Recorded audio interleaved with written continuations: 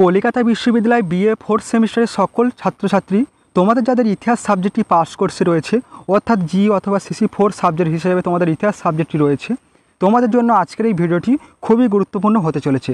কারণ আজকের এই ভিডিওটিতে তোমাদের জন্য বাছাই করা দুটি 5 নম্বরের বড় প্রশ্নের উত্তর নিয়ে আলোচনা করব।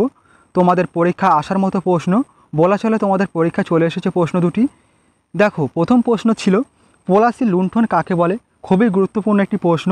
এবং দ্বিতীয় প্রশ্ন রয়েছে বাংলায় কে এবং কেন দ্বৈত শাসন ব্যবস্থা প্রবর্তন করে, খুবই গুরুত্বপূর্ণ প্রশ্ন। তোমরা অবশ্যই এই প্রশ্ন দুটির উত্তর খাতা নোট ডাউন করে নিও এবং ভালোভাবে প্র্যাকটিস করো। এবং তোমরা যারা আমার এই চ্যানেলে নতুন আছো, অবশ্যই তোমরা চ্যানেলটি সাবস্ক্রাইব করে আমার সঙ্গে থেকো এবং ভিডিওটি অবশ্যই তোমাদের বন্ধুদের কাছে শেয়ার করে দিও। চলো তোমরা প্রশ্নের উত্তরগুলি দেখে নাও। দেখো, তোমরা প্রশ্নের উত্তরগুলি দেখে নাও। দেখো, প্রথম প্রশ্ন ছিল তোমাদের পলাশী লুণ্ঠন কাকে বলে, খুবই গুরুত্বপূর্ণ একটি প্রশ্ন। তোমরা উত্তরটি দেখে নাও। উত্তরে বলা হয়েছে, দেখো প্রথম পয়েন্ট ভূমিকা, বলা হয়েছে 1757 খ্রিস্টাব্দে সংগঠিত পলাশীর যুদ্ধে জয়লাভের পর ব্রিটিশ ইস্ট ইন্ডিয়া কোম্পানি ভারতের সম্পদ দুহাত ভরে ভারত থেকে নিজেদের দেশে ইংল্যান্ডে পাচার করেছিল। সম্পদ লুণ্ঠনের এই ঘটনাকে ঐতিহাসিক ব্রুকস অ্যাডামস পলাশীর লুণ্ঠন বলে অভিহিত করেছেন। পরবর্তী বলা হয়েছে, দেখো পরবর্তী পয়েন্ট রয়েছে পলাশী লুণ্ঠনের ধারা। পলাশীর লুণ্ঠন ঘটেছিল মূলত দুটি ধারায়। প্রথমত হলো বেসরকারিভাবে কোম্পানির কর্মচারীদের মাধ্যমে, দ্বিতীয়ত হলো কোম্পানির বাণিজ্য নীতি, অর্থনীতি ও রাজস্ব নীতির মাধ্যমে। এই দুই পদ্ধতিতে প্রচুর পরিমাণ অর্থ ও সম্পদ ভারত থেকে ইংল্যান্ডে পাচার করা হয়েছিল। পরবর্তী পয়েন্ট রয়েছে, দেখো পলাশী লুণ্ঠনের বর্ণনা। রবার্ট ক্লাইভ ছিলেন পলাশী লুণ্ঠনের পথপ্রদর্শক। এ সময় কোম্পানির কর্তৃপক্ষ ও কর্মচারীরা প্রায় 50 কোটি টাকা ভারত থেকে নিজেদের দেশে ইংল্যান্ডে পাঠিয়েছিল। 1757 খ্রিস্টাব্দে সংঘটিত পলাশীর যুদ্ধে ইংরেজ ইস্ট ইন্ডিয়া কোম্পানির জয়লাভের পর কোম্পানির নবাব কেনাবেচার খেলায় নেমেছিল।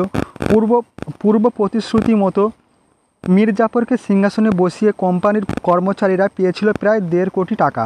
ক্লাইভ নিজে পেয়েছিলেন 27 লক্ষ টাকা নগদ এবং উপটোকন হিসাবে পেয়েছিলেন বার্ষিক 30,000 পাউন্ড বিশিষ্ট একটি জায়গির।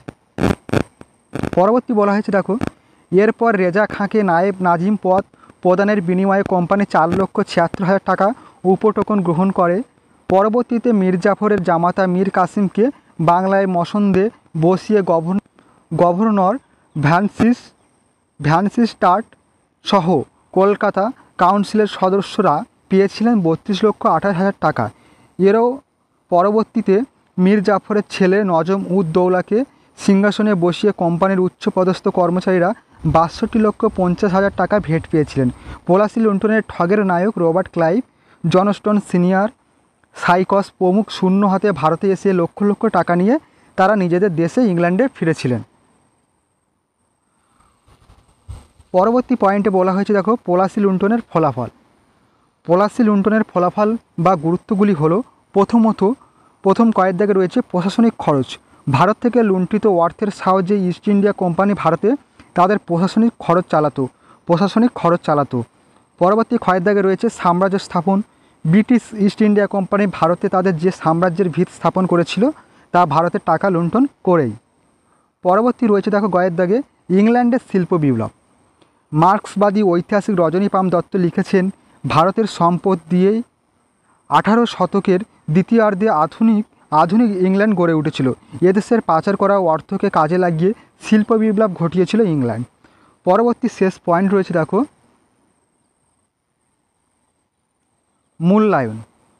পলাশী লুণ্ঠনের মাধ্যমে ব্রিটিশরা ভারতের সম্পত্তি আত্মসাৎ করে নিজেদের দেশে ইংল্যান্ডে পাচার করেছিল। এর ফলে ভারতবাসীর সুখ শান্তি নষ্ট হয়েছিল এবং তারা দুঃখের সমুদ্রে নিমজ্জিত হয়েছিল।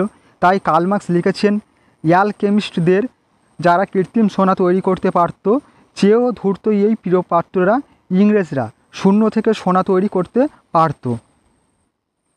এই ছিল তোমাদের সম্পূর্ণ প্রশ্নের উত্তর। তোমাদের পলাশী লুণ্ঠনের সম্পর্কে আলোচনা করা হলো। খুবই গুরুত্বপূর্ণ একটি প্রশ্ন। তোমরা অবশ্যই প্রশ্নটি খাতায় নোট ডাউন করে নিও এবং ভালোভাবে প্র্যাকটিস করো। দেখো পরবর্তী প্রশ্ন রাখা হয়েছে, দেখো পরবর্তী দ্বিতীয় প্রশ্ন রয়েছে বাংলায় কে এবং কেন দ্বৈত শাসন ব্যবস্থা প্রবর্তন করে? খুবই গুরুত্বপূর্ণ একটি প্রশ্ন, উত্তরটি দেখে নাও। প্রথম পয়েন্ট হচ্ছে সূচনা। দেখো, উত্তরে বলা হয়েছে বাংলাদেশে দেওয়ানি লাভের পর লর্ড ক্লাইভ বাংলাদেশে দ্বৈত শাসন নামে নতুন এক ধরনের শাসন ব্যবস্থার সূচনা করেন। তিনি 1765 খ্রিস্টাব্দে দিল্লির সম্রাট দ্বিতীয় শাহ আলমের সঙ্গে এলাহাবাদের দ্বিতীয় সন্ধি স্বাক্ষর করেন। এই সন্ধি দ্বারা কোম্পানি মুঘল সম্রাটের অধিকার ও মর্যাদা স্বীকার করে এবং এলাহাবাদ প্রদেশে দিল্লির সম্রাটকে প্রদান করে। বিনিময়ে কোম্পানি বাংলা, বিহার, উড়িষ্যার দেওয়ানি লাভ করেছিল, ফলে কোম্পানির শাসন বৈধতা লাভ করে। এরপর কোম্পানি বাংলা দেশের রাজার আদায়ের জন্য লর্ড ক্লাইভকে দায়িত্ব প্রদান করেছিল। পরবর্তী পয়েন্ট রয়েছে, দেখো, দুর্বল নবাবের মনোনয়ন।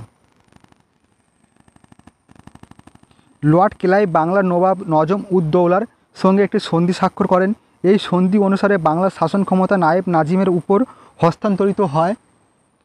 কোম্পানি রজা খাঁকে বাংলার নায়েব নাজিম মনোনীত করেছিল।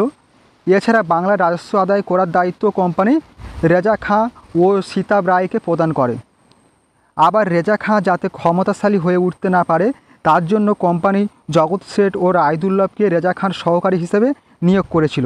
এইভাবে ক্লাইভ বাংলা নবাবকে নামমাত্র সিংহাসনে রেখেছিল, কিন্তু নবাবের রাজস্ব আদায় ও সামরিক ক্ষমতা বিলুপ্ত হয়েছিল। পরবর্তী পয়েন্টে বলা হয়েছে, দেখো, ক্ষমতাহীন দায়িত্ব, দায়িত্বহীন ক্ষমতা। বলা হয়েছে, দেখো, অন্যদিকে কোম্পানির সঙ্গে সন্ধির শর্ত অনুসারে বাংলার নবাব রাজ্যের আইন শৃঙ্খলা ও বিচার ব্যবস্থা দেখার দায়িত্ব পান, কিন্তু এই সময় দায়িত্ব পালনের জন্য নবাবের কাছে উপযুক্ত অর্থ বা সেনাবাহিনী কোনোটাই ছিল না। ফলে নবাব সমস্ত ক্ষেত্রে কোম্পানির মুখাপেক্ষী হয়ে থাকতে বাধ্য হয়েছিল, আর কোম্পানি বাংলায় রাজস্ব আদায়ের অধিকার ও সামরিক শক্তি নিজেদের নিয়ন্ত্রণে রেখেছিল। তাই বলা যায় দ্বৈত শাসনের মধ্য দিয়ে নবাবের হাতে রইল ক্ষমতাহীন দায়িত্ব এবং কোম্পানির হাতে রইল দায়িত্বহীন ক্ষমতা। পরবর্তী পয়েন্টে রাখা হয়েছে, দেখো, সম্পদের অবাধ লুণ্ঠন। দ্বৈত শাসনের ফলাফল বাংলাদেশের পক্ষে মোটেও ভালো হয়নি। এর ফলে নবাব অর্থ ও সেনাবাহিনীর অভাবে দেশের আইন শৃঙ্খলা রক্ষা করতে ব্যর্থ হন। ফলে দ্রুত বাংলার শাসন ব্যবস্থা ভেঙে পড়ে। একদিকে কোম্পানির কর্মচারীদের অত্যাচার এবং অন্যদিকে ক্রমবর্ধমান ডাকাতি ও অরাজক পরিস্থিতি বাংলার সমাজ জীবন ও অর্থনীতিকে দুর্বল করে দিয়েছিল। কোম্পানির কর্মচারীদের অবাধ লুণ্ঠনের ফলে বাংলা ক্রমশ সম্পদ শূন্য হয়ে পড়ে। কোম্পানি বাংলার শক্তি রক্ষায় কোনো আগ্রহ দেখায়নি, তারা শুধু বাড়তি রাজস্ব আদায়ে ব্যস্ত ছিল। এর ফলস্বরূপ বাংলাদেশে 1770 খ্রিস্টাব্দে 76-এর মন্বন্তর ঘটে এবং প্রচণ্ড দুর্ভিক্ষ বাংলা দেশের হাজার হাজার মানুষের মৃত্যু হয়। ক্রমে বাংলার অর্থনৈতিক অবস্থা ভেঙে পড়ে। এই ছিল তোমাদের সম্পূর্ণ প্রশ্ন দুটির উত্তর। তোমরা অবশ্যই এই প্রশ্ন দুটি ভালোভাবে যত্ন সহকারে প্র্যাকটিস করবে। অবশ্যই তোমরা এই প্রশ্ন দুটি তোমাদের পরীক্ষার খাতায় কমন পাবে। এই প্রশ্ন দুটি খুবই গুরুত্বপূর্ণ প্রশ্ন তোমাদের আজকের এই ভিডিওতে আলোচনা করা হলো।